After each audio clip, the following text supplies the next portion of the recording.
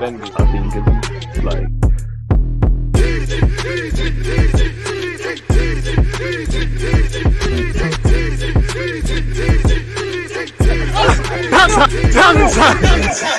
Are we live? Of course I'm live. People deluded, I'm back again. Thank you very much for tuning back in each and every time. I appreciate the Twitch gang. Large up everyone who's locked in. Now it's morning times over here in the UK. Good morning, good afternoon, good evening, and of course good night, depending on wherever else you guys are placed in this world. One love to the Twitch gang. Appreciate all the Arsenal fans, football fans in general. Big up my guy, even Forever Spurs. I know he's a spud, but I appreciate your support, man. Obviously, we're fans of the game first, football team second.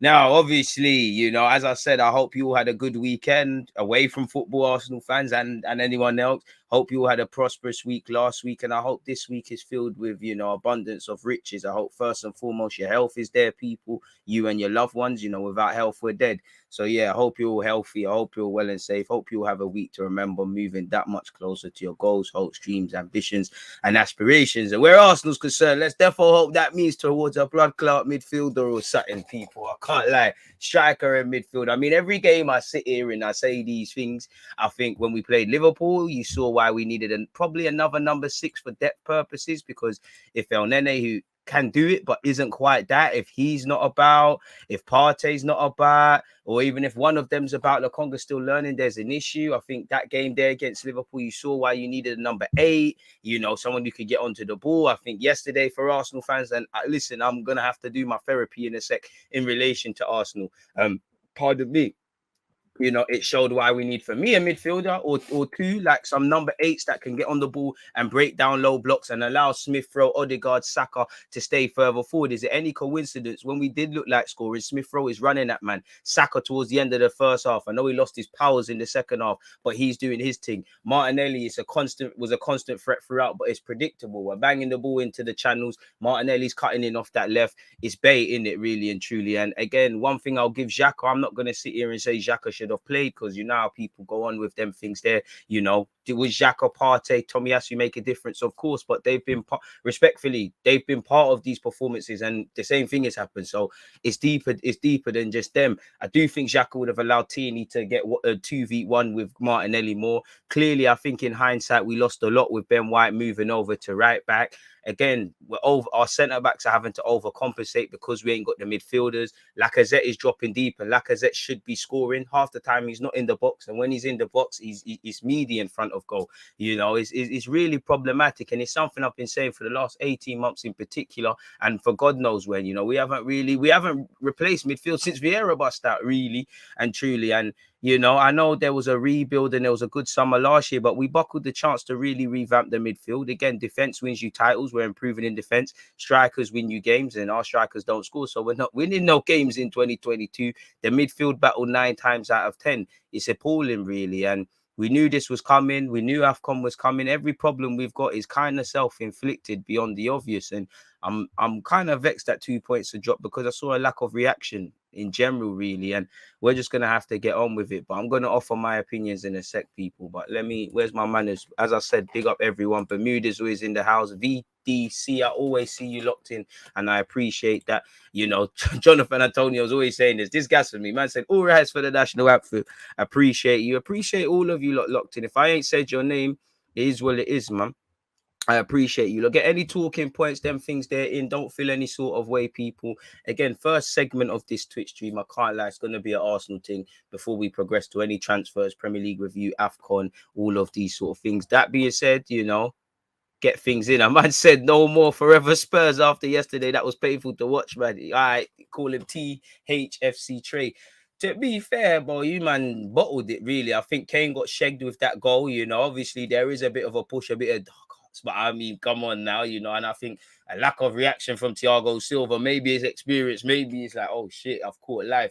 Apart from that, you know, I think Tanganga's a good player, but them games there, he's out of his depth, really and truly. I just think you respectfully, a bit like us, you just ain't got the quality, and Chelsea just, to be honest, Chelsea ran the game from start to finish. If I'm honest with you, there was the occasional counter attack. Like I think Bergwijn sat Jorginho on his ass with a good dribble, but apart from that, nothing was really grinding from a Spurs perspective. Really, you know, I think man need to support Conte. Like Conte when I see him bringing on Doherty and some of these signings, it's because he has to. You know, you man like us, United and you man, but them man they need midfielders.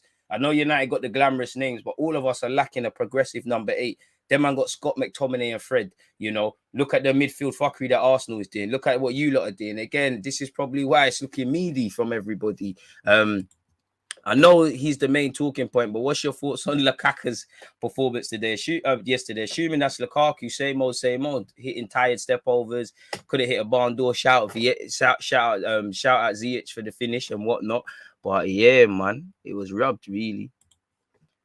Seeing as how we have an 18-day gap from when we play Wolves, you just know when we will not sign a midfielder because we have everyone available, probably. And I know we're going off to Dubai. Apparently, Wilshere's going, although he's not signed. What's the point? Maybe it's, I don't know.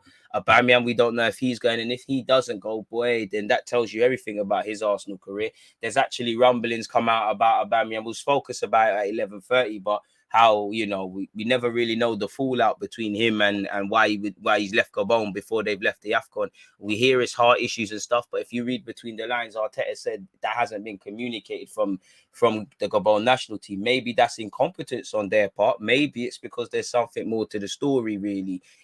I don't know. It is what it is, really and truly. And you'd imagine, well, I would let him go to Dubai, but I could see why he'd be frozen out. And boy, I think as I said yesterday, showed why we need a striker in it, and as well as a midfielder. I'd rather a midfielder.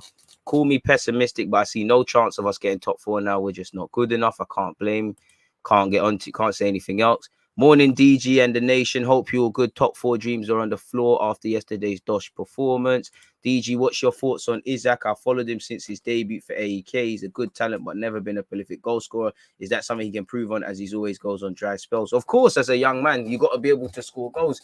And as much as I want Isaac and would like Isaac, I think he'd struggle in the first 6 months in the Premier League. He's still learning, he's still adapting. Every striker that Arsenal's going to go for is going to carry a risk because we can't get them. And he's got the general play and stuff, but he is very raw, and I do think he'd score goals, but I don't have real confidence that he's going to leave from January if it did happen and do the business as much as I like him. As a United fan, Isaac is not the standard for Arsenal. Come on, you guys need better than him, boy. But Vlahovic don't want to sign for this thing, get it? He don't want to sign for this thing. DG, will you admit Pope is England's number 1? Fuck you talking about? No, he's not. Right? Ramsdale better than him. Pickford did all right. Pickford did all right the other day, as much as I don't rate him. What else have we got here? You can't even see my face. It's a serious paragraph, but feel no sort of way, man. Long paragraphs, short paragraphs, you get through it all. Big up yourself, looks. I'm conflicted, bro. On one hand, I'm disappointed that we didn't capitalize on other teams dropping points, true, and that as an Arsenal supporter, Arsenal should be challenging for trophies. On the other hand, Arsenal told us fans they had no expectations for this season. They gave us no targets. And I think that Arteta and Arsenal found themselves in a predicament because they didn't know we'd be in this position. We are in to take on 4th. You're right. But at the same time, if I'm devil's advocate, again, if we take that at face value and there genuinely is no targets, then I'm sorry, but everybody needs to come out the football club. It doesn't matter if you're Manchester City or Norwich, you have come out the relegation, or Burnley. Everyone needs a target. If you don't have goals in life, if you don't have weekly, daily, monthly, yearly targets, you're not going to get anywhere. What are we aspiring to then? Is everybody just employed, from footballers to dinner ladies to the manager, for no reason then? Internally, there has to be plans. Clearly, the longer, whether these men care about it or not, the longer Arsenal not in Europe is going to affect you. Our direct failings on the field have consequences off it. Our failing off it with planning, bringing in midfielders, are correlating to our problems on the field. Do I have great sympathy for a lot of what Mikel Arteta has gone through since he's taken this job? Yes, he's had to deal with wage cuts, mercenary players, COVID, a lot for a novice manager. But at the same time, every problem we find ourselves in central midfield specifically and up front is because of us. Respectfully, Eddie didn't leave, fair enough, personal terms in the summer, but come on now. Arteta said, Aubameyang, Lacazette and Ketia is my guys. You have to judge a squad not when everyone's fit, but when people are injured. And what I'm seeing is he's told me at its weakest, Lokonga and these guys can whatever. Obviously we've been dealt a short hand with injuries, but your squad's only as strong as you can only see true strength of a squad when you're down to your bare bones. We chose not to directly improve midfield. Again, like I said, in the summer, there was big, every signing looks like they're doing their job, but we only look like we wanted a midfielder when it looked like Xhaka's busting out. We only look like we want a midfielder, in my opinion, because we're down to our bare bones, really, you know, and these are the problems we find ourselves in. Arteta has had a full season. He knows that injuries, and definitely where Arsenal's concerned, whether it's COVID, whether it's the November period, we don't, we can't afford to be positive. We have to be positively pessimistic and assume we're going to have hella injuries like we have now. Partey will be back for the next game. Xhaka will be back for the next game. Maybe El Nene, this landscape will change. But again, all the problems we're facing in the middle of the park, it's on the gaffer. The players messed up against Burnley and things like that. But the direct consequence of the playing squad we put out there, which was good enough to win, is because we haven't done the business in August. We haven't, The strikers, if you're going to rub out Aubameyang, I'm sorry, Lacazette and Nketiah, it's not good enough to the end of the season. How many goals in the Prem do they have between them? As much as I like Lacazette's general play, all of that stuff, sometimes you just need your striker to bag, and Laka has shown he's not prolific for that. Eddie Nketiah, when it's serious teams and serious business, again, it's dead, in it. You know the thing. Two guys that are out of contract. This is very incompetent that two strikers are leading the line and their contracts are up. We're not bringing in a striker in January. We didn't do it in the summer, whether we wanted Tammy or not. And the midfield, they keep saying Lokonga's back up. Lokonga's had to play more than he's needed to. And that's good for him. He's going to get experience. But then you're throwing him to the wind. You have to cap it with experience. We'd rather be over-prepared. And again, to be fair, it looks like incompetence. I said this January period is where we're going to look back and say we either kicked on or didn't. Now, make her that your own mind. Hopefully, February's kinder to Arsenal, but to the point where we're looking at and we're thinking, surely, there's got to be someone arriving to this club. I didn't care that Ainsley was going because he's a bit of a sideman like that. Ainsley and whoever is going, but it made you think, what's going on there? And again, even if you don't care about these players, you need to play the game. Again, these guys needed to go. My problem is not bringing in a midfielder. You let Guendouzi go on loan, whether I think he's got ability or not. Torreira was, didn't want to be here. Fair enough, he's gone. You let you've let Maitland-Niles depart. Man, them are going off to AFCON. Xhaka and Partey, they're capable of bozo moments. What we doing in the middle of the park? You're bringing in a young Lokonga, who I think played a tiny bit better yesterday, but he's left to his own devices. There's no one to hold his hand. So what are we doing? And then when I hear at face value, when I hear comments like there's no targets, this tells me everyone can freestyle and do what they're doing. This is why I have a hard problem. I'm not against Arteta signing a new deal, but what has anybody achieved? Saka's getting a new deal because I know he's lost his form for a bit, but because he's doing the bits. Martinelli, new deal because he's doing the bits. I do think Mikel Arteta has installed some good things, but I just think at Arsenal we're too quick to proclaim a man a failure or a positive. Like, what are we trying to do? Again, Arteta's he's had to deal with a lot, but at the end of the day, I'm loyal to my football club. Them things there, we need to look at, is this going to make Arteta a better manager for Arsenal Football Club, or is he going to learn these skills and say, you know what, thank you for the experience, Arsenal. My mistakes have been learned. I'm gone elsewhere. We're self-inflicting, and to be fair with you, I still think that team Arsenal had out yesterday was good enough to get a job done against Burnley, regardless of the context. But then we sealed our fate for games like that in August because we didn't prepare. We didn't bring in adequate numbers, and as we know, you set up half decent defensively. We can't break you down. There's periods we might huff and puff. Smith Rowe was a man inspired at periods in the second half. Odegaard was here and there. Saka was anonymous in the second half and his standards dropped. But in the first half, he was doing bits. Martinelli was trying the thing. We huffed and puffed, but no goals. They kept a clean sheet. And that's a good point for Burnley, really, because they've got hella games. They're fighting relegation and all of these things. And then when Arteta's coming out and saying the transfer window is complicated, of course it is. It's January. No one wants to sell people. Everybody knows Arsenal are in a position of weakness. And any striker or midfielder that you lot were looking for now is going to get thrown in. Get a couple more zeros are getting thrown on that. And I'm not being funny. I'm pretty sure I'm getting deja vu, because if Google allows you, if I was to go back to last January with Arteta's comments, are they going to be too dissimilar? Now, again, he's still a young manager, but you've managed one season now. You should have known this. You should have been, you know, injuries are part and parcel of the problem. You know, you need depth. You'd rather be over-prepared. Look at Chelsea, you forget Barkley and these sort of guys are there. Probably guys can be moved on, but they're overstocked. You look at United, Van der Beek can't, unless something happens, Van der Beek's not busting out because they need depth. What are we doing? We're playing a very naive game. We was very naive and smug with what we was doing with our options. We was betting on a lot, and it's stupidity. And I go back to the midfield, even if Partey and Xhaka are fit, is that 30? Any Arsenal fan who says, if we sit here in August and say, I believe in Xhaka to start week in, week out, and we can get top four, and that can be used as a building block, you're lying. You don't rate it. You're lying to yourself. You're lying. Whether you think we should find a partner for Partey, upgrade on both of them, get rid of you're lying. I like, the defense is going to make some mistakes, but you can see light at the end of the tunnel with Gabriel, Ben White, Tomiyasu, Tini, Ramsdale, Martinelli, Saka, Smith Rowe, Odegaard. These guys are finding their feet. Lokonga's having a tough time, but I think he'll find his feet to some degree. The spine of the team, you've got no number 8, so you can't create and allow your players to stay further forward. You've got no real depth. The strikers, whatever way you say it, bro, it's dead. We are not Liverpool where we've got a Mo Salah and things and we can get away with Lacazette. Lacazette, you lot fans overcompensate. I love Lacazette, but when it's crunch time, this is meaty. And I think this is getting run like amateurs. You've got 2-man run deals running down with mediocre goal return between them. We need a midfield. As much as I feel the players messed up against Burnley, this period is on the gaffer as well. Have we been dealt a shorthand? Do I have nothing but any admiration for players that have put their bodies on the line with injuries and things? Of course, but I have no sympathy because we knew this was happening.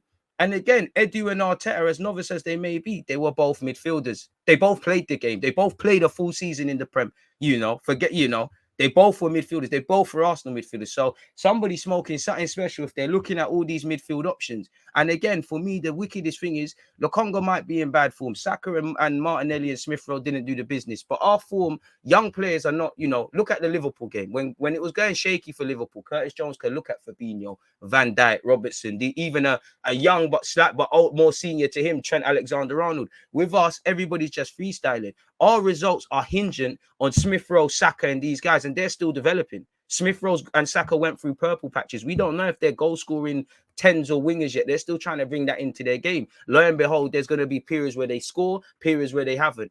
If they're not doing it, then we're not scoring. What's going on?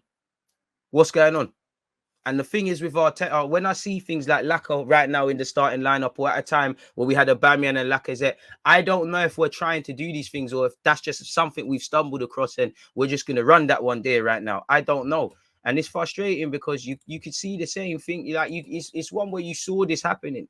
Mathematically, you're still in with a shout and all of this stuff, but it's self-inflicted nonsense. And you can't convincingly say that this won't happen again, really, really, really and truly. Again, I was gonna do this early on the 11:30 stream, but then again, this is it again, not to scale, but you look at our build-up play, it's meaty. Now, I think Lokonga's still a bit shaky, finding his feet, bit lacking in confidence, but he was playing a slightly different role. He's standing in between their strikers. When he's getting the ball, he's having to go backwards. And to be fair, I think you're not the guy in it. Your form's on the floor. Stop building out from the back. Let him do his thing. But then again, when you've got no midfield, we're going long. Sometimes it's popping off to Martinelli and Saka, but 9 times out of 10, Burnley will deal with that. Come on, we're going for long balls with Burnley. They come out the Championship and all of these things. They deal with that. 2 banks of 4, winning your first and seconds. We're playing into their hands, really and truly. We're playing into their hands. Smith Rowe, and obviously the second half he's driving forward. Odegaard the same, but there was times one didn't know whether to drop, and both are dropping. Both are staying up there. One's too deep and one's too far. There's gaps, and they're still learning. They're still learning their own roles, let alone that. So I think we had problems in that regard. Ben White, again, maybe because of injuries, and we didn't have that handbrake that Xhaka comes with, where he pulls over to the left back row and allows Tini to go forward. But we're not supporting the man them. Martinelli's on his J's. They'll deal with that. Yeah, he's lit. He does the drop in the shoulders and that. It starts getting predictable, really.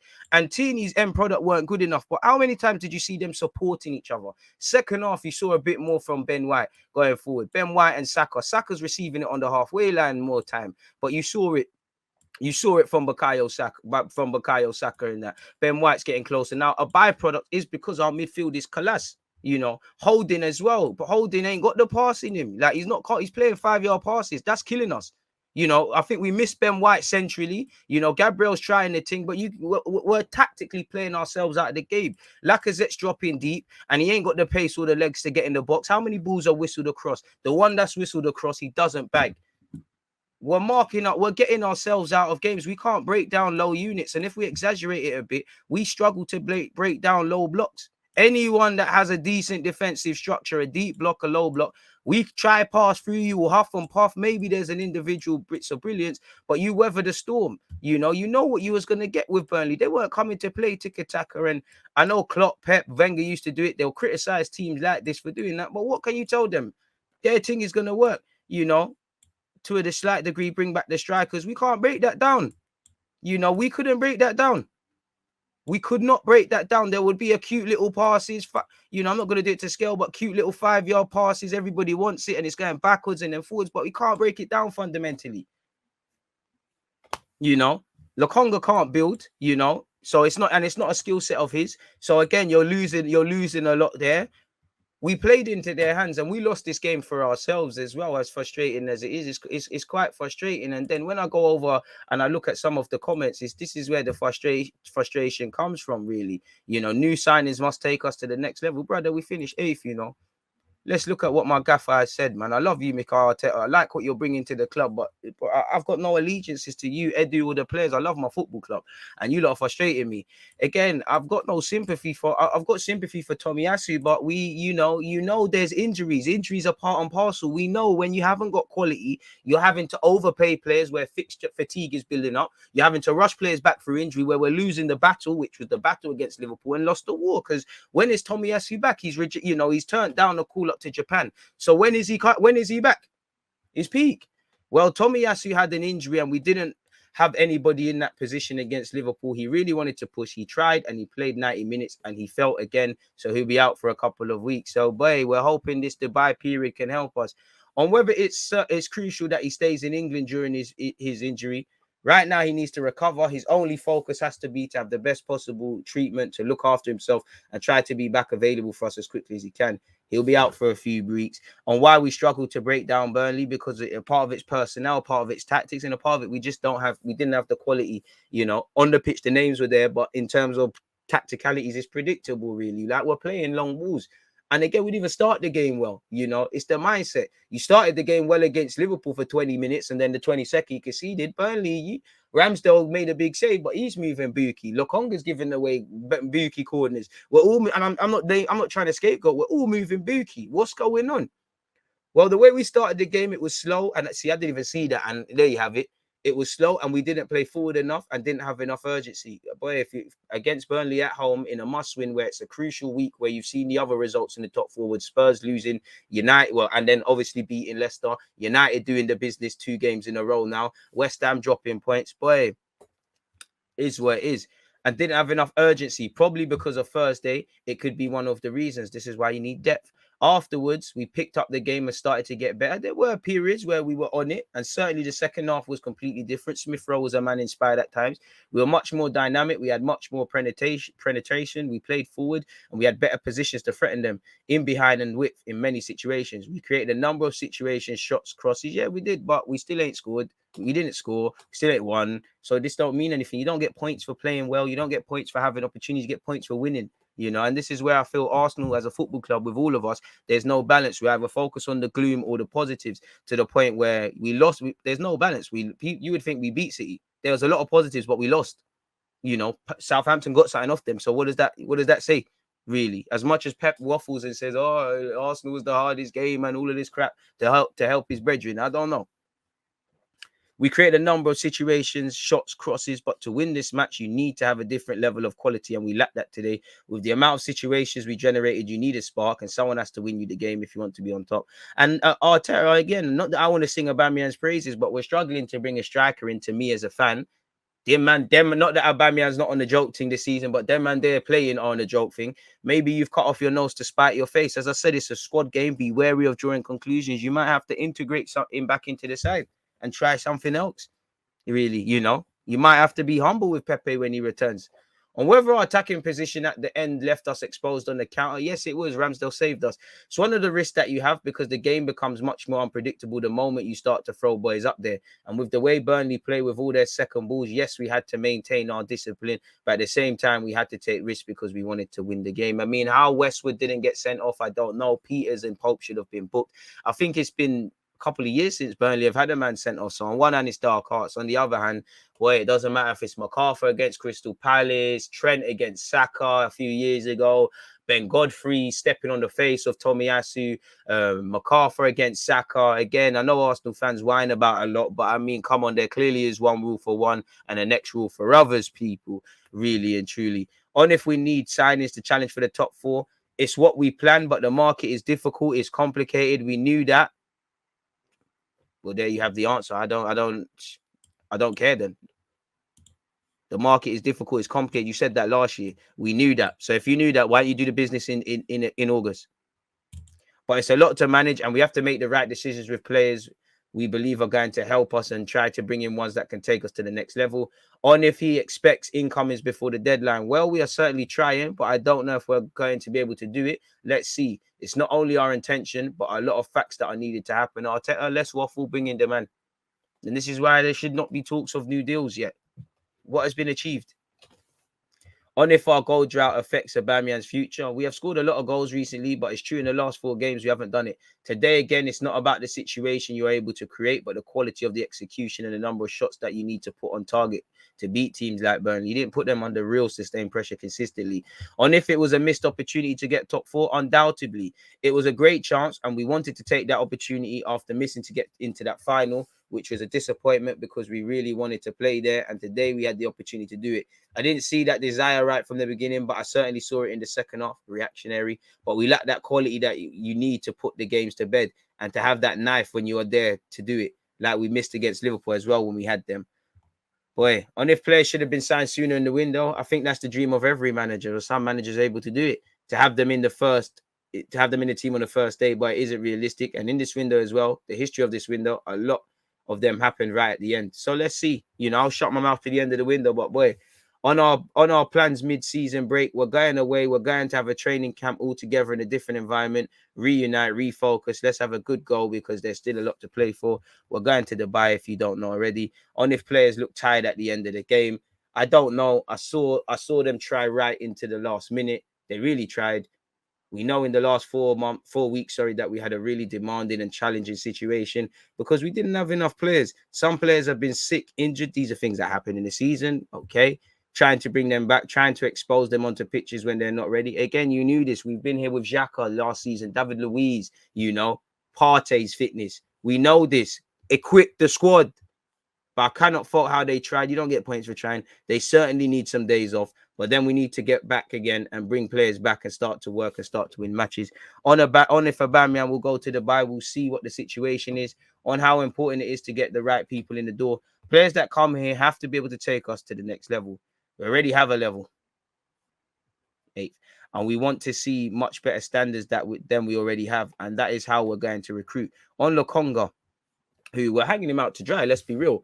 I think he's growing. He's playing better and better. I think he had a really good game the other day against Liverpool. His understanding of the game, he is managing the physicality much better. He is maturing. It's a lot to ask when we signed him. The expectation that we've had for him in the first year was to start adapting, but he has to play many more minutes than we expected, and the kid is trying his best, and I think he's doing pretty well. So again, considering you've gone through one season, you never thought that injuries, Partey, Xhaka, suspensions, you might have to over-rely on Lokonga. So bringing the next midfielder to either play with him and hold his hands or to take him out the firing line. Well, you're exposing your own players. I don't really care why Arteta was animated with the 4th official, because you don't get brownie points for marching up and down the pitch. You get brownie points for winning games of football, really. I want to hear what Ramsdale's had to say. He said, we didn't really take the game to them. I'll give credit to Burnley. They defended well. We put balls into the box, and that's meat and drink to Burnley again. Exactly. And when I'm seeing you do long balls forward, I have to give you sympathy because nobody's showing for it short, and the gaffer's telling you to do it. Why are we doing that? It's like playing a prime Barcelona side and trying to beat them off the back of the park playing tiki-taka. You're doing suicidal stuff. It's not making sense. We're trying to get into a gunfight with John Wick. You're going to die. It doesn't make sense. We put balls into the box, and that's meat and drink to Burnley. So is there a lack of player IQ? Is it naivety from the players and the manager? It's definitely a missed opportunity for 3 points. Sorry for hitting the screen, the camera, the what do you call this again? The mic people. And to gain places back in the league, but I'll take the positive of a clean sheet with the defending of the whole team, but definitely a frustrating day. It's down to fatigue. It's a difficult one to say because I'm not the one running about every 3-4 days like those lads have been doing. But with the quality we had on the pitch, we could have got more. We should have not fatigue, injuries. There's enough to beat Burnley, the bottom of the fucking league. Pardon my French. Credit to them, but come on now. We had most of the ball and we could have had more chances, but I can't fault any of the lads' efforts they've put in, defending or attacking wise. Yes, we can. Defending, we kept the clean sheet. Attacking, we never scored. It was just a bit if quality we missed. I think that means off, not if. We missed, and also a few good saves from Popey as well. Shout out Nick Pope, but come on now. Dead. You didn't put Nick Pope, we never put Nick Pope under sustained pressure. Wait. I don't want to hear it. Like, it's too frustrating. Points dropped. Frustrating, man. I honestly, I don't want to hear it. Honestly, sorry, but I just don't want to hear it. It's not that you're wrong. It's just it don't mean much. It really don't. It don't mean much. It don't help. It don't help us. Anyways, man. Why is Sambi the lone deep midfielder when Partey couldn't hack it in the Europa semi-final? But you have to ask Arteta. When you find out, let me know, Josh, because it's brazy. DG, you think Arsenal should try get a midfielder on the bench like Camavinga? He ain't coming, man.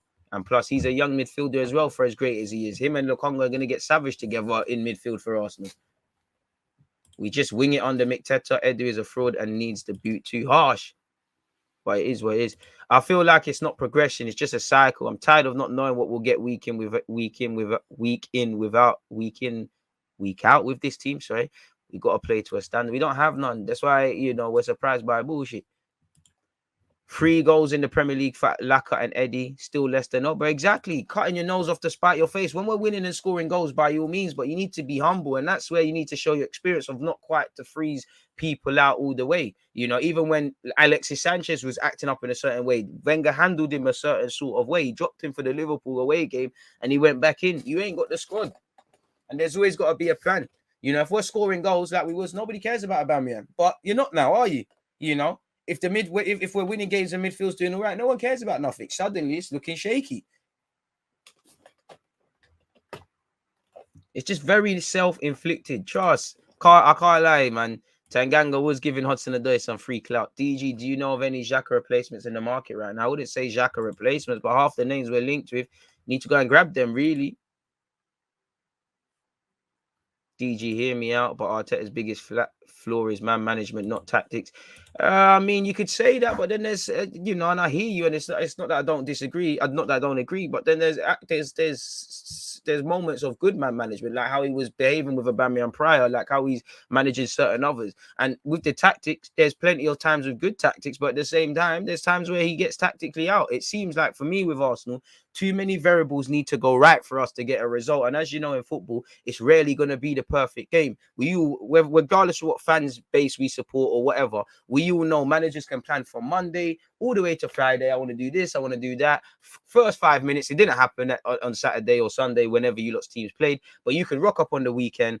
First 30 seconds, everything you thought is out the window. It's like a boxing match. You can plan for how this guy does this and that. The minute he gives you a different sort of punch, it's there. And I don't think we can react, really. I think our play is too predictable. We've been getting results, so it's fine. But I see the same things all the time. Defenders having to force passes because we've got no midfield. And again, I've got no sympathy for Mikel Arteta with what's going on specifically in midfield, bro. Because we knew this was going to be a thing. Fix the roof when the sun is shining. We didn't. Wait until it's raining to think, oh shit, let's get a roofer here. And that's my thing. Are we really trying to pattern midfield, or are we looking for a squad, Donny? Because it only seems like we're trying to get a midfielder when Xhaka's linked with a move away.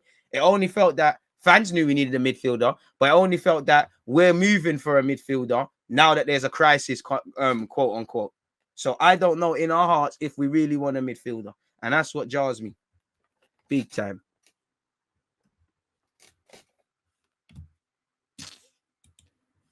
Wait, DG, do you buy it? Arsenal re-signed Mikel to Ward of City? Probably, but again, he hasn't signed that new deal. And again, why is he getting a new deal without doing anything, really? There's a lot of good building blocks, but we've not achieved anything. Like, the standards are on the floor. Like, we play well for a couple of weeks and months, and then people start behaving like it's Johnny Big Balls again. Like, certain men have done it for years or a year or years or whatever. Like, we haven't done nothing.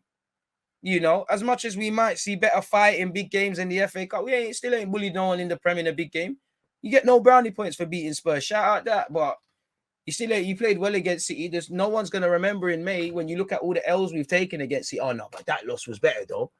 I know, but that loss against Liverpool was better though. It was only 2-0.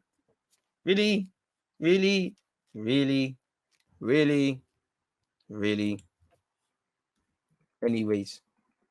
Less about Arsenal, man. That's my little therapy. Big up you lot for tuning in, man, because you lot helped me with that, man. I feel a lot better now that I got that off my chest, though. I'm no cat people. I'm not even gonna cat, man. Feel a lot better.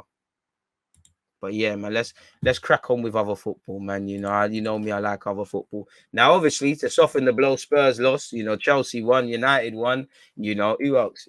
Liverpool, Buki penalties.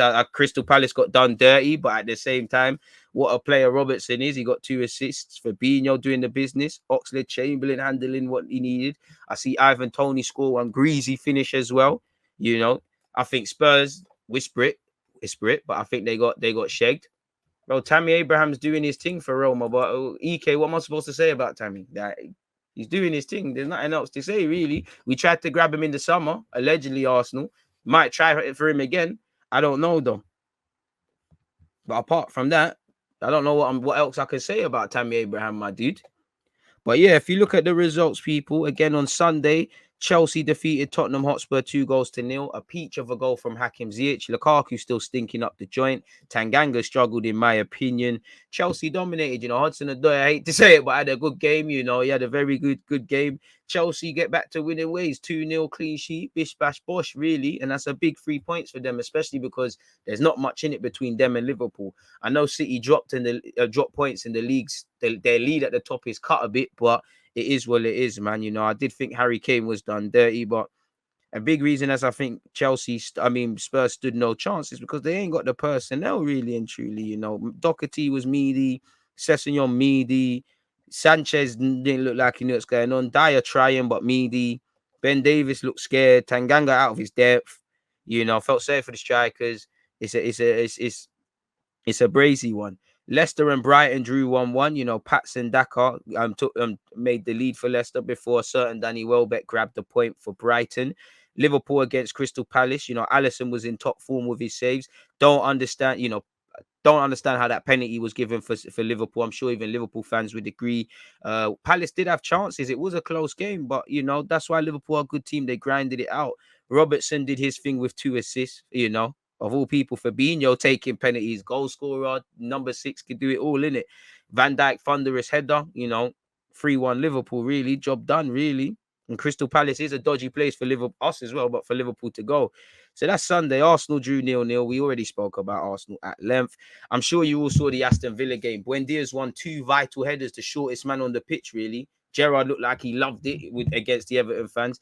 It's looking peak for Everton. Luka Dean, who, what was the point selling him if he was going to, in hindsight, if Rafa Benitez was going to keep it moving, gets one over.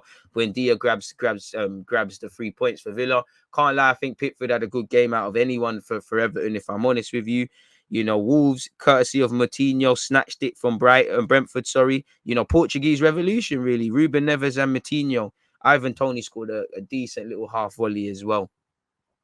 And then Man United snatched it at the end. That was a stinky game, really. They snatched it at the end. Credit to them, courtesy of Marcus Rashford. For Man United, again, the results are not correlating to the performance because they're playing poor, but it's about grinding them out. Brentford were half in it. United did what they needed to do. West Ham had opportunities. Bowen had opportunities. They had opportunities to rob something from the game. Didn't do that, and they paid the price. Southampton, shout out to Kyle Walker-Peters. Apparently Jack Grealish was waiting in the tunnel for Romeo after the game, people. Apart from the second half where City really cranked up the pressure, I think Southampton were decent. I think they matched them. I thought they fought. Yeah, man. And I told you, Southampton might take an early lead, and you saw the thing. Again, I've said if Norwich don't get relegated, I'll issue an apology. Courtesy of probably Burnley playing less games, Norwich obviously moved out the relegation zone with a fantastic 3-0 victory over Watford, people. So that's where the Premier League is concerned. Obviously, if you care about AFCON and that, which you all should, then I'm sure you've all seen probably favourites for this year's competition. Nigeria kept it moving. They lost to Tunisia. Iwobi decided to be a twat and come off the bench and get himself sent off. But yeah, Tunisia are through to the next round after they eliminated Nigeria from the round of 16. Gabon are out after Burkina Faso beat them on penalties, unfortunately, from what I can see here. Today, you've got Guinea against Gambia. Cameroon against Comoros. You've got Senegal against Cape Verde. I'm going to be doing a watch along on Twitch for that, so make sure you're there for that one, people. Wednesday, Ivory Coast, Egypt. I'm going to be doing a watch along for that on Twitch. Make sure you're there. You've got tomorrow. You've also got Morocco, Malawi as well. Wednesday, you've got Mali against Equatorial Guinea, and over the weekend you have the quarterfinals, people. Next week we have the semis and third place playoffs, and then 2 weeks from now you got the final, I think, really, and probably past the 6th of February. So yeah, it is what it is in that regards, folks. So yeah, very disappointing. I'm happy there's a break in terms of the Premier League now, really, but it is what it is. The board only cares about the business side of it rather than regaining a bit of respect. I can see, yeah, bro. Jack wanted smoke. Apparently, the Athletic said he was waiting for him in the change. He was waiting for him in the tunnel. So Grealish was finna bad him up real quick. You're forgetting he's from Birmingham and that, you know. Them man, the Midlands, man, them man know how to do drillings, you know. Don't let the long hair and the lifestyle fool you. Grealish must be on drillings, really. I can see Gerrard changing the culture at Villa. He's building an exciting team. I like Gerrard, man. I think Gerrard's done it the right way, you know. Again, not to use a stick to beat Lampard, but Lampard used his privilege to get roles he didn't. You know, how is Lampard linked with the Everton job? How did he get the Chelsea job? How did he even get the Derby job? I like how Gerrard, he's done it. He's done his thing at Liverpool's under 18s. He went to Rangers, paid his dues. He's gone to Villa now. Obviously, the more he does well at Villa or anything he does, you know, his unfortunately it's going to be correlated to Liverpool. If he does well, when Klopp keeps him moving, this is the guy. Maybe he's overrated. You know, it's still the honeymoon period. We don't know what's going on, really. But I like what Gerrard's doing. I like his tactics. I like how he seems to, you know, he's using the good, exciting Villa young players. Ramsey, you've got that young Kayla guy, the right back. You know, you've got a couple other men. Brought Coutinho, Buendia's playing well. Again, like you said, with the culture. I like what Gerrard's doing out there, man. I like what he's doing. Still think, you know, there's rumors he needs a striker in that. I could see him going for it. I can't lie, I was watching the Everton game. I like Ollie Watkins, I really do, but I was preying it. I was like, oh, you're a bit meaty still, you know, like you're kind of meaty. You're just diving on the floor and doing all bullshit, really and truly. Pardon my French. So it's a brazy one. Let's close that. Don't forget 4:30 on Twitch. I'm going to be playing Football Manager. 11:30. I'm going to be speaking Arsenal on YouTube, folks. Make sure you've all supported the thing there. Link's been dropped. So you'll always get onto me about tabs being closed.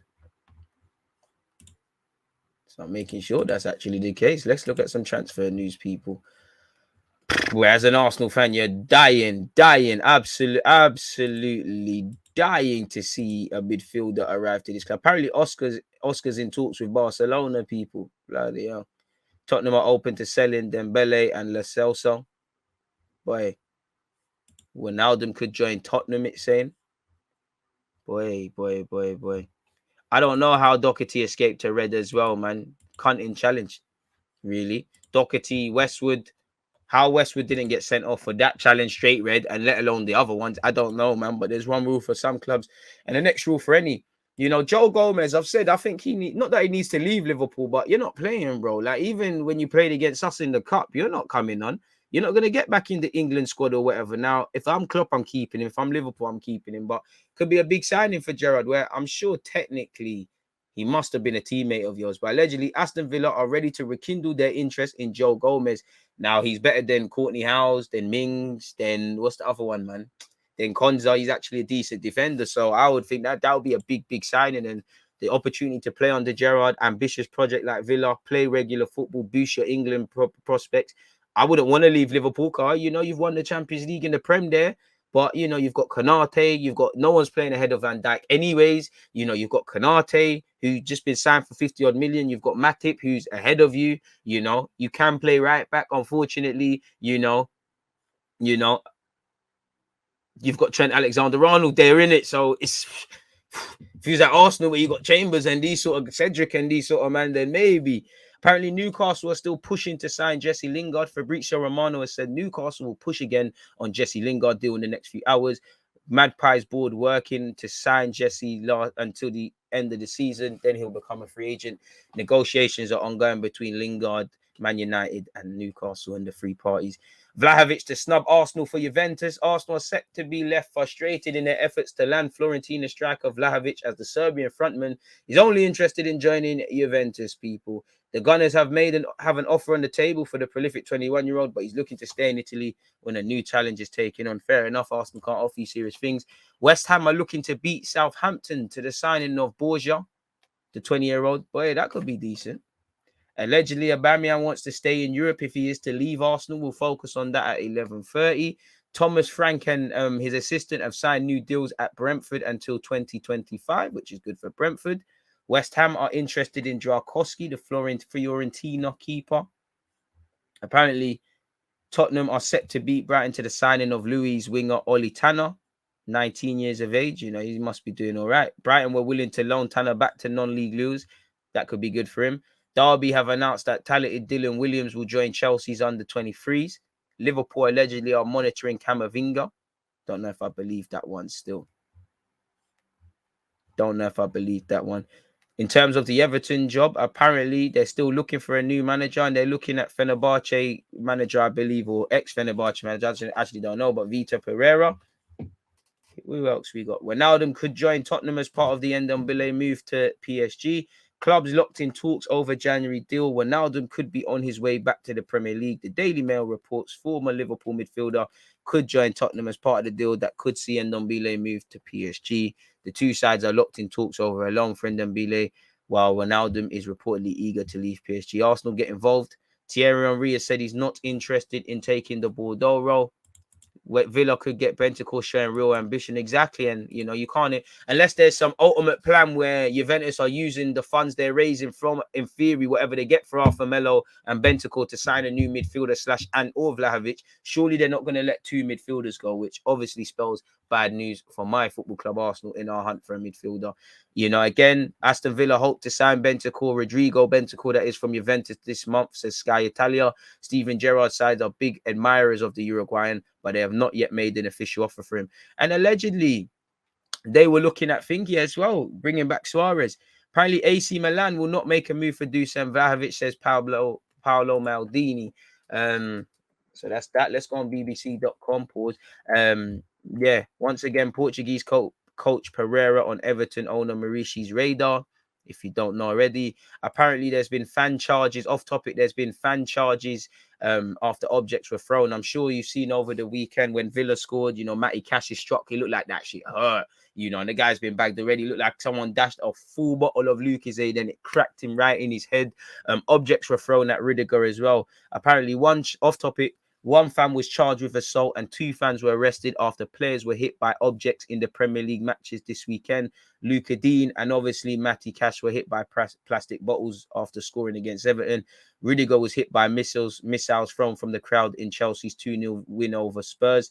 Apparently, there were reports of West Ham fans clashing with police at Old Trafford. And as you know, a drone stopped play at Brentford for a sec. So it's crazy. In terms of, you know, apparently the conclusion of Manchester City's draw at Southampton also appeared to be marred as fans ran onto the pitch and appeared to be grappling with stewards and fans. You know, boy, thuggery in it. You know, if they were different walks of society members, they would say they're thugs and that, you know, Boris Johnson and Sadiq Khan have to do a lot more, even though it's not in London. So that's crazy. Apparently, after events at Goodison Park, Roger Twindle, 19 years of age, of Cranhurst Road, Walton, was charged with assault and throwing an item onto the pitch. He's been released on conditional bail and will appear at Magistrates Court on February the 28th. You know, what a twat. You know, what a twat. What a twat. And you're seeing arrests and hooliganism on the rise once again, people. But it's important to speak about that. Well, I'm not going to speak about Vlahovic. Apparently, well, we already spoke about Camavinga. It's like the BBC are just saying the same thing. Apparently, Dele Alli is the backup option for Newcastle if they're unable to bring in Jesse Lingard.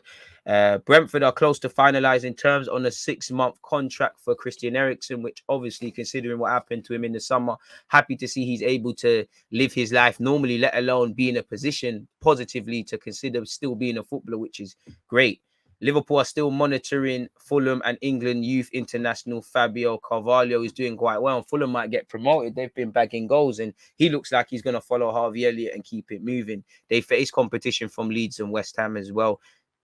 Newcastle's hopes of signing Atalanta star Dusan Zapata have been boosted. Apparently, they're willing to loan him out for around 8 million, and maybe he's trying to get peace. Apparently, the Premier League is set to change rules around postponement of matches due to COVID, with clubs required to prove at least four positive COVID cases to get the games rearranged, people. And if we look at it, Premier League set to tighten up COVID cancellation criteria after crisis talks. Current rule has led to 22 postponements. And again, when are all these games going to be played, especially where Burnley's proposed? The proposal's been backed by 18 clubs and could be brought in for the next round of fixtures. And I think we need to do this, innit? Right is right, wrong is rule. If there's... on one hand, if there is a rule and you're adhering to it, you're not really breaking anything or using the dark arts or using the grey areas. But everybody is. Let's be real. Everybody is. Liverpool have done it. Arsenal have done it. Spurs did it. Everyone's did it. And then everyone's crying about when other people are doing it. So there needs to be some sort of benchmark, you know, again, because it doesn't actually specify if it's one COVID case or 20 COVID cases that can get games locked off. You saw Chelsea play City without Christian Eriksen. We locked off our game over, I believe, Odegaard, and then there was other cases and whatnot.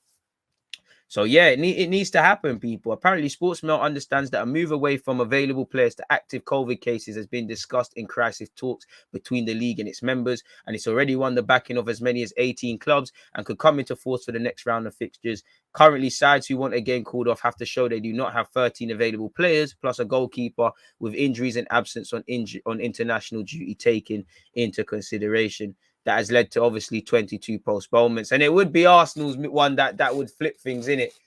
We're really becoming a big club once again, aren't we, mate? We got the whole of the league on strings, really and truly. Brazy one there, really and truly. But yeah, that's that, people. As I said, do not forget 11:30. We go to talk Arsenal in a bit more depth as well. Make sure you're there. 4:30. We're back here to play Football Manager. DG, you've got more fixtures to look forward to on FM than real life. It's true, but I'm not counting my things before they hatch. We're 8 games to go in Football Manager. We're 5-6 points clear at the top.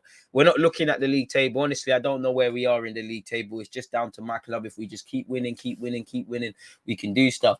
I want to go as far as we can within the Champions League. We want to bring the FA Cup home. We're 90 minutes away from being at Wembley. And the league is the league. It'd be a fantastic achievement, but we just need to focus. How's that for sounding like Arteta? Sounding like a real Arteta guy there. Apparently, going back to this Oscar thing, people, again, I can't believe it. Oscar confirms talks over Barcelona transfer and is willing to take cut in 540 a week wages. You definitely need to be really 30 years of age. That's a bit brazy, man.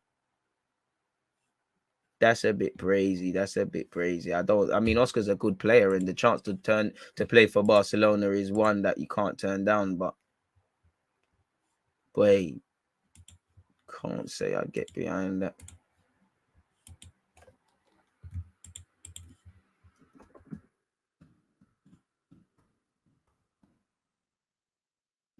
I would be up for that. Sorry, folks, just trying to get some collabs sorted for you guys again. Replying to my messages, couple of these messages, seeing what can get done. I'm always trying to find content for you lot, man. Always trying to do what I can, man. No one works harder for you guys than me. No one cares about you lot more. You say you always get timestamps, not so much when you're there. And we're being linked with Ricky again, the Empoli guy. I mean, get that done. That's a ball. That's someone who needs to get done. You know, if you watch Italian league, you know that Ricky is 30 still. Bit lightweight, but can play ball, man. Can play ball. But we'll focus at that. We'll focus on that a bit more later, man.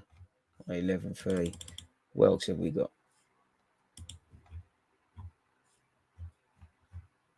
Crazy ones, man.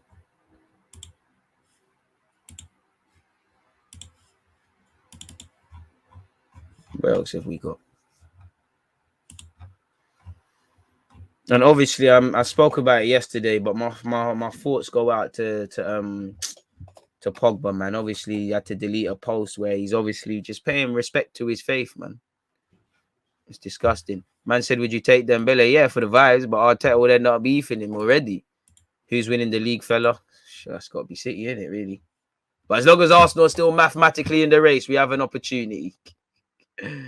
Ed, I appreciate that. I hope you're doing better, my guy. I hope everybody listening is having a good start to their week or day or whatever. You know, I know some of you are in Aussie land and whatnot, so appreciate everyone wherever you lot are listening. We need both Telemans and Basuma type of players as well as a striker. King, tell him again. Tell him again. I don't think they're listening. And this is where I think Arsenal fans, they twanged us. Remember when we brought in Partey? They twanged us to the point where man are saying, no, the 6 is more important than the 8, or the 8 is more important than the 6. And that's not it. You know, they're both vital. It's like now we're getting twanged, you know. Other clubs, it's a striker and a midfielder. And the problem with Arsenal, we might do that, but it might be meaty. They're both vital. For me, I would more lean towards the midfield camp because I just think we've got more richer options up front than we do in midfield. I'm not impressed with the options, and we're down to our bare bones. And the middle of the park is the middle of the park. But if you don't score, you don't win games. If you don't control games, you don't win games. They're both vital, really and truly. You know, we don't know when looking at a human, you don't say save the heart or save the brain. You need both in it. You could have your heart respectfully. If you ain't got the brain, you're a cabbage. You lose your brain, you know, bad things could happen. You need both. It's crazy, man. We don't do it enough in those crucial moments. Facts. Facts. And more facts. Interesting comments nonetheless, man. It's crazy, man. What else is going on in the world of football? Let's see some other football rumors. What else? Maybe it's just me, but Arsenal lack creativity. It's definitely not just you. And again, for me, it comes with the middle of the park. We ain't got much in the middle of the park. Like, that's why we're relying on these, you know, occasional moments. You know, it's no different to when we beat Southampton. You know, players started turning up. There's been very few games where Arsenal have been on it from the start to the finish, just in terms of attack. It normally goes the way we're a bit timid. We're not breaking them down. They start opening up. This has been happening since last year. Remember when we played? There was a time we played Newcastle twice in quick succession. So I can't remember if it's actually the FA Cup or the league, but it was at home. I remember watching it. Newcastle, we were the stronger team. I wouldn't say they had our number, but we was onto them. Then if you remember in the second half, they were very narrow, very rigid, and we couldn't break them down. Then they switched it up. And then in the second half, you saw the fairy tale Smith Rowe got involved and everything happened. We can't break down. If you are a decent defensive structured side, you have half a chance against Arsenal, which is the issue. In terms of other transfer news, Newcastle are looking at Atalanta fullback, Gozens, who's a very good addition. Apparently, Manchester United and Atletico Madrid scouts watched Luis Diaz and he scored as Porto won. Apparently, Premier League trio in talks with Manchester United outcast Donny van de Beek. That is Wolves, Everton, and Newcastle, people. Boy, he needs to, you know, the man badly needs to get out of that situation, man. Jose Maria said, I expect more from Abraham. Where can we go with him? And he's with us. He's not doing badly for his first season for a change in footballing culture. The numbers are there. They are numbers without penalties. They are numbers with lots of woodwork hits that could have been turned into more goals. I expect more room to improve, not only in terms of numbers, but also in terms of quality. And in that area where he was not so good, if he plays every game and works as he's doing at the age of 24, 25, I expect more. I mean, it's looking like we might have to bring Tammy Abraham back to the carpet, really and truly. If I'm honest with you. What else have we got? Apparently, Martial and Bailly are concerned about Manchester United pricing them out of moves with their loan fees, and especially where Martial is. But you actually saw reports yesterday that Rangnick wants to sell Cavani, Ronaldo. No, Cavani, Martial, and there's a next name. Let me try and find that. Ralph Rangnick wants to sell. Let me type that in. Yeah, these mood killers. Allegedly, as they're called, you know, this was, I don't know if this is wash, you know how the media is always set and how they carry on, you know, this is what it said. Ralph Rangnick wants Manchester United board to sell 3 mood killers this month. Ralph Rangnick is becoming frustrated in his attempts to reshape Manchester United squad after a question that 3 mood sellers are sold. And I think this is dangerous because it kind of carries on the rhetoric that these lot are disruptive characters and all of these sort of things. I've definitely never heard that about Cavani. To be fair, Ralph is right. You know, a bit harsh on Shaw. Maguire's not bad, but again, for 80 million and whatnot, you know, I can understand. And Wan-Bissaka, he's not a Man United fullback. Simple as that. He's not a Man United fullback. He's not the modern day fullback, really and truly. It's just not worked out. Maybe a tune could get brought out of him, but for where Man United want to go, they need to address the spine of the team. You know, you've got De Gea. Fair, I think you could do something with Shaw, but if going off that, probably need two fullbacks. Sorry, Delort and Wan-Bissaka probably not the answer. If Ralph Rangnick doesn't rate Maguire, then you need to bring in a centre half, and it goes without saying. I'm sure Man United fans would agree, and us. Not that everyone would be in agreement with Spurs, but I'd say Arsenal, Spurs, and United all need midfielders, and it's all harming their ability to score goals and just look like a functioning unit. But apparently, Martial's the player who appears to be the most desperate to leave. Sportsblin has reported that he's one of a trio of players he'd be happy to sell. He's happy to sell Paul Pogba and Cavani, and he's been talking up Paul Pogba and saying, you know, it's in his interest to basically play well, and maybe he'll play well to get a United deal or whatever. Sure ain't got the mentality to be a top player. He's effing lazy. The lot's done okay. Give him a shot. He's all right, but do you want okay or do you want levels? As an Arsenal fan, I can tell you about these flavour of the month guys. 5 games, you'll be looking at them. You know, I don't doubt he can't be something in the squad. Maybe keeps improving, but of what I'm seeing right now, if Man United want to go back to where they want to go back to, that don't look like a fullback to me. Better than Wan-Bissaka, without a doubt, for what's going on right now. But from what I'm seeing, he's offering more. But boy, do you want doing okay? Because a couple of them players are doing okay. Fair enough. What else have we got? Shout out Tribal Football. They're providing some serious rumours. West Ham have pulled out of the race to sign Adama Traore, and it looks like he's dead set to go to Spurs. And, you know, he's going to get a new lease of life, really, in my opinion. What else is there? Isn't nothing, you know. Allegri's still saying he's still counting on Dybala and Arthur, which is probably bad news to me as an Arsenal fan, because again, that's looks like one midfielder biting the dust. I know Renato Sanchez is still talking up his thing. It's not banging. Lack of fullback options on the market. I disagree greatly. They're out there, and also if we're struggling, if fullback shouldn't be an area that you should struggle to find, they're out there.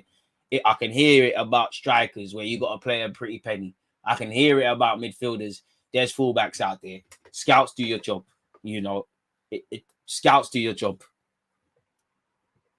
You know, the lot could do his thing. He could be part of the squad, but at this moment in time, because Wan-Bissaka was the first choice and not playing, there's a grey area. Whatever he's saying about Shaw, there's a grey area. Centre back, there's a grey area. Fred and McTominay, they're not bad players, but it's a bit like Harry Winks, Højbjerg, and my man Skip, and it's a bit like with us with Xhaka and Partey. But none of these names are not necessarily players, or one of them is at the minimum who should be playing week in, week out. People should be part of the squad. What else have we got in terms of transfer news, man? I ain't bloody trying to talk about United's fullback situation. You have to find a situation I care less about. Probably anything to do with Spurs. Big up you lot for tuning in. What else is there? Let's circle back on Sky one more time.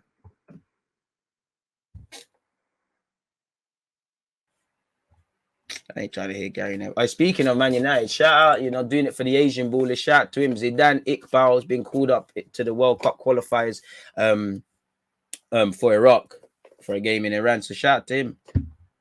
That's good, man. Putting the Asian players on the map, man. That's good, man, because it should be happening. Apparently, Wolves' Molineux Stadium suffered considerable damage after a fire broke out in the early hours of Sunday morning. Hopefully, no one was harmed, obviously. Crazy one. What else have we got? Apparently, Liverpool have turned down offers for Nat Phillips. Bless me. Apologies, people. Arsenal signing players. It's just sadly the women's team. I mean, I've read that already. Xhaka said on Red Cards, this is who I am. I take risks. And I mean, on that note, I think that's the perfect way, man. Tellers has tech on tap. He does, but he's one of them bookie fullbacks, man. Your depth's concerning considering you only play one game a week. Naiveties. It's very naive. Very naive. And this is why, like I said at the start of this, got no sympathy for any problems specifically we're having in midfield. Apparently, Mike Ashley is suing Armando Staveley for 10 million because she is alleged to have breached terms of a loan agreement. So it seems still messy where Newcastle United are concerned. But boy, we'll have to see what happens there. Really. I mean, it sounds pretty controversial, don't it, people? But yeah, on that note, I can't lie. As I said, people, I'm live at 11:30 on YouTube. Make sure you lot head over to that one. We'll talk Arsenal a bit more in depth. We'll focus a bit more on the transfers and all of these sort of things, man. So yeah, 11:30, 4:30 again, 10 a.m. this time tomorrow as well. We'll talk football again. Whatever happens between now and then, we'll speak about it. I know we've spoken on the Premier League and things like that, but yeah, I might as well get off. Give you lot some time to just chill off and whatnot. Got nothing more to add. Obviously, it's been fantastic to speak about Arsenal, to speak about anything going on in the Premier League. We spoken about transfers. We've had some general comments. So appreciate the Twitch gang. Please make sure you're following and subscribing, especially if you have Amazon Prime. Make sure you're subscribing. You can support the channel at no extra cost. Appreciate you lot support, man. Come on, man. I appreciate you. Everybody take care. Stay blessed. I'll catch you lot again in a piece, man. On that note. There's always just that active defending. I think it's like